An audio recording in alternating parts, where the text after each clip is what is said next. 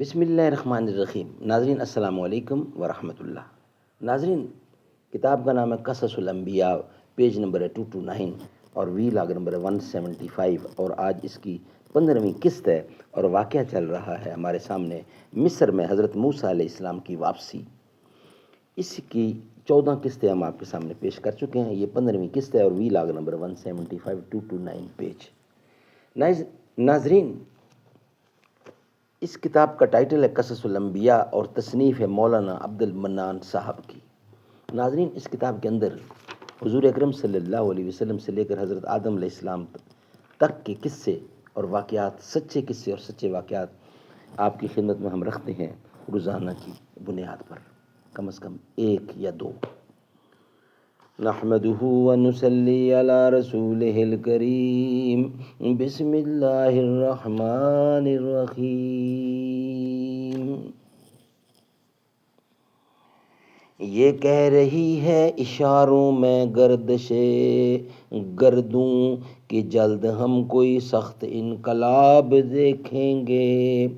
انقلاب صبح کی کچھ کم نہیں، یہ بھی دلیل پتھروں کو دے رہے ہیں آئینے کھل کر جواب۔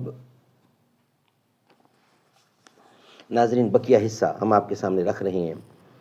پھر فرعون نے آسیہ خاتون سے کہا کہ موسیٰ علیہ السلام کے دین کو چھوڑ دے تو میں تجھ کو عذاب و ایذا نہ دوں گا۔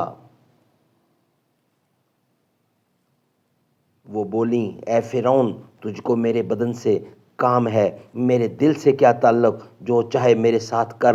یہ سن کر اس کے بعد فرعون شقی القلب وہاں سے الگ ہو گیا۔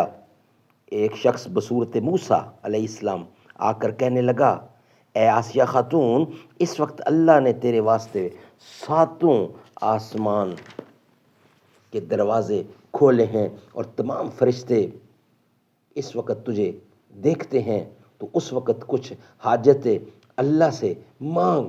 اس وقت تو کچھ حاجت اللہ سے مانگ، تیری فرمائش ضرور پوری ہو جائے گی۔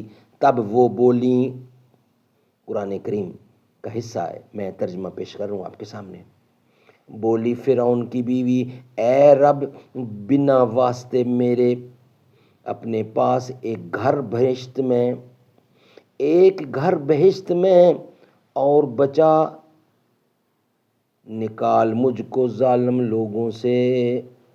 منقول ہے کہ حضرت آسیہ خاتون رضی اللہ عنہا پہلے فرعون کے گھر میں آتے ہی یہ بولی تھی کہ یا الہی، تو ہی میرا مقصود ہے اور تجھی کو میں محبوب سمجھتی ہوں۔ اس سے معلوم ہوتا ہے کہ آسیہ خاتون شروع ہی سے خدا پرست اور وحدانیت کی قائل تھیں، اور جب وہ فرعون ملعون کے گھر میں داخل ہوئیں تو بہت بڑے مصائب و ایذا میں مبتلا ہوئیں۔ غرض کہ فرعون ملعون نے آسیہ خاتون سے بار بار کہا کہ تو موسیٰ علیہ السلام کہ خدا کو بھول جا اور اس کے دین کو چھوڑ دے اور مجھ کو خدا مان لے جیسا کہ اور لوگ مانتے ہیں، ورنہ میں تجھ کو طرح طرح کی ایذا اور تکالیف دیتا رہوں گا۔ یہ سن کر آسیہ خاتون بولی، اے فرعون، تجھ سے میں نہیں ڈرتی، خدا میرا حافظ و ناصر ہے۔ پھر ملعون نے طیش میں آ کر حکم کیا کہ اس کو شکنجہ آہنی میں ڈالا جائے۔ چنانچہ جلادوں نے فرعون کے حکم کی تعمیل کی۔ اس وقت اللہ تعالیٰ نے ان کی آنکھوں سے حجاب اٹھا دیا اور گھر بہشت میں دکھا دیا۔ ان کا خیال بھی بہشت کی طرف رہا اور فرعون ملعون کا عذاب ان کو کچھ بھی معلوم نہیں ہوا۔ مروی ہے کہ فرشتے نے ایک سیب لا کر بہشت سے ان کے ہاتھ میں دیا، اس میں ہی ان کی جان قبض ہو گئی۔ تفسیروں میں لکھا ہے کہ حضرت موسیٰ علیہ السلام کو آسیہ خاتون نے پالا تھا فرعون کے گھر میں، اور ان کی مددگار بھی وہی تھی۔ ایمان کو ظاہر کرنے کی وجہ سے فرعون ملعون نے ان کو مار ڈالا، اسی وجہ سے وہ شہید ہو گئیں۔ ناظرین، یہ ویلاگ ہم یہاں ہی کمپلیٹ کر رہے ہیں، اس کا بقیہ حصہ انشاءاللہ ہم آپ کے سامنے رکھیں گے نیکسٹ ویلاگ کی صورت میں. یہ ویلاگ ہم یہاں ہی بند کر رہے ہیں، یعنی کہ مکمل کر رہے ہیں. کتاب فطرت کے سرورق پر جو نام احمد رقم نہ ہوتا،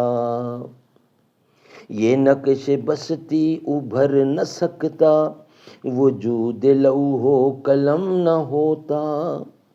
تیرے غلاموں میں نمایاں جو تیرا عکس کرم نہ ہوتا، تیرے غلاموں میں نمایاں جو تیرا عکس کرم نہ ہوتا.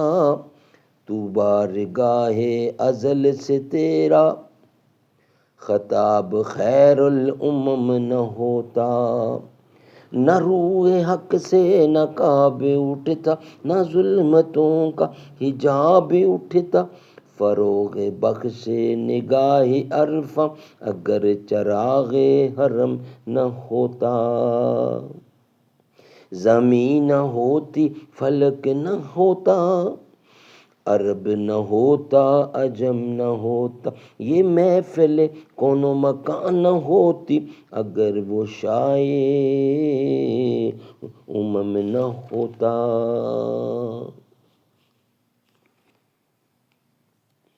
ناظرین نیکسٹ ویلاگ کے لیے حاضر ہوں گے انشاءاللہ. السلام علیکم.